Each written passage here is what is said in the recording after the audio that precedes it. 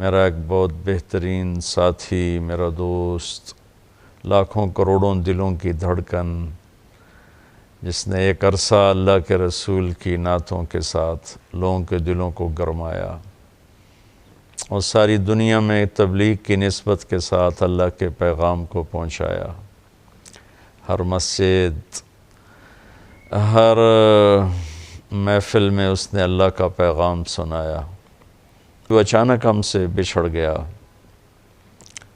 جانا تو طے ہی ہے، رہنا ایک دھوکہ ہے، جانا ایک حقیقت ہے۔ زندگی ایک سراب ہے، پانی کا بلبلہ ہے، موت ایک اٹل حقیقت ہے۔ لیکن جب ایسے اچانک کوئی قریبی بچھڑ جاتا ہے تو سارا وجود لرز اٹھتا ہے اور ایسا لگتا ہے کہ جیسے زندگی ایک دم کوئی بہت بڑا جھٹکا کھا کے لڑکھڑائی ہو۔ اللہ سنبھالا دے دیتا ہے ہر صدمے سے۔ جنید ایک بہترین انسان تھا، میری اس کی رفاقت کوئی 20 سال کی ہے۔ میں نے ایسے اخلاق والا بہت کم دیکھا۔ اسے تو کوئی اہل علم کی کوئی لمبی چوڑی صحبت نہیں تھی، لمبی چوڑی تربیت نہیں تھی کوئی، وہ اپنی فطرت سے بڑے عالی اخلاق والا تھا۔ اور ایک ماضی کا واقعہ سناتا ہوں، مجھے یاد نہیں میں کہاں بیٹھا تھا، سامنے ٹی وی چل رہا تھا تو آواز اس کی بند تھی، تو میں نے دیکھا ایک نوجوان وہ بیچ پہ ڈانس کر رہا ہے اور اس کے چاروں طرف لڑکیاں ڈانس کر رہی تھیں۔ تو میرے جی میں آیا کہ اس نوجوان کو کیسے ہدایت ملے گی، اس لحاظ سے نہیں کہ اللہ تو قادر ہے جس کو چاہے دے دے، اس لحاظ سے کہ یہ اتنے غلط ماحول میں ہے، اس تک کون پہنچے گا، اسے کون اللہ کی بات سنائے گا۔ خیال آ کے گزر گیا اور میں وہاں سے اٹھ گیا، یاد ہی نہ رہا۔ 97 کی بات ہے، کراچی اجتماع میں تھا تو مجھے ایک نوجوان نے کہا جی ایک پاکستان کا مشہور گلوکار ہے جنید جمشید، اس سے آپ کی ملاقات کرانی۔ میں نے کہا لے آؤ۔ تو جب وہ اندر آیا تو وہ وہی نوجوان تھا جس کو میں نے ٹی وی اسکرین پر ناچتے ہوئے دیکھا اور اس کے ساتھ لڑکیاں ناچ رہی تھیں۔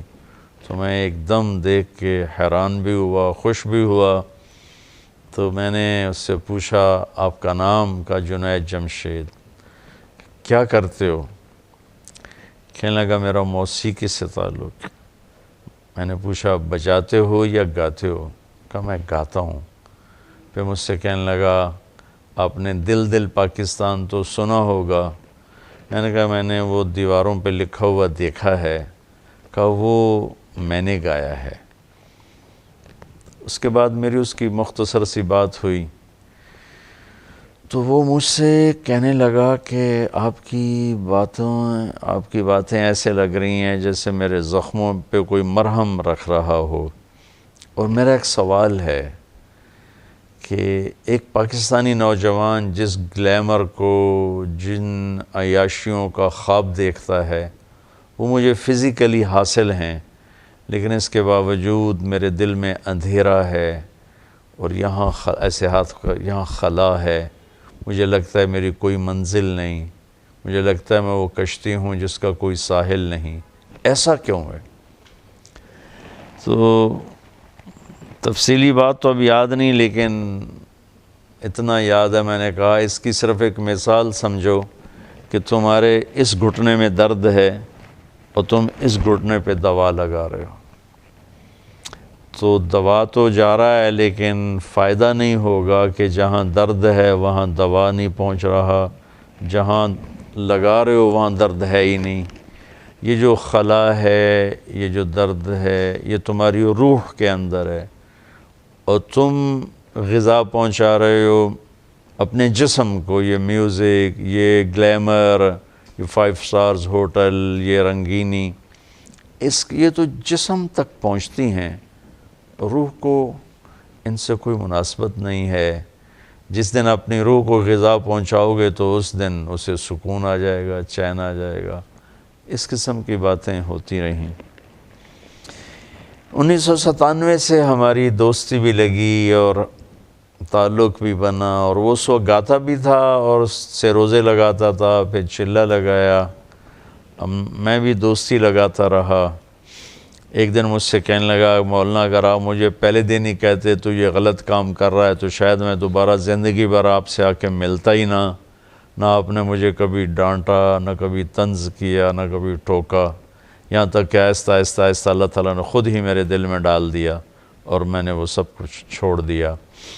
تو اس نے پھر اللہ کے فضل سے 4 مہینے لگائے، اور 4 مہینے کے بعد پھر جب اس نے میوزک کو چھوڑا تو اس کی تو کمائی کا کوئی اور ذریعہ نہیں تھا.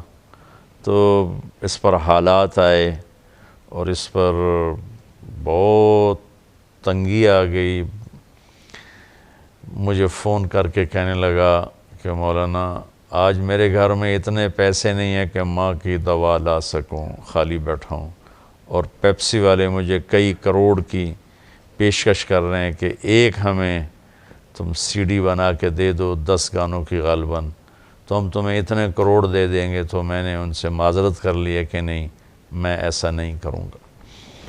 تو اللہ تعالیٰ اس کی بخشش فرمائے. اللہ نے اس کو کتنا ہی خوبصورت اس کی واپسی مقدر فرمائی کہ وہ 10 دن کے لیے اللہ کے راستے میں گیا چترال، جہاں سید انور کی جماعت چل رہی تھی، اور وہاں سے اس کی واپسی ہو رہی تھی. اور جب تک اللہ کے راستے کا مسافر گھر نہیں لوٹتا وہ اللہ کے راستے کے سارے اجر و ثواب پاتا ہے. اگر اس میں موت آ جائے تو وہ شہادت کی موت ہوتی ہے. اور یہ تو سارے ہی مسافر شہداء ہیں کہ جہاز گرا، جہاز کو آگ لگی اور جل کے مر جانا شہادت ہے، پانی میں ڈوب جانا شہادت ہے، پیٹ کے مرض میں مر جانا شہادت ہے، طاعون کے مرض میں مر جانا شہادت ہے. اللہ کے نبی نے بہت سی اقسام گنائیں. تو اس کے لیے اللہ نے دونوں شہادتوں کو جمع فرمایا.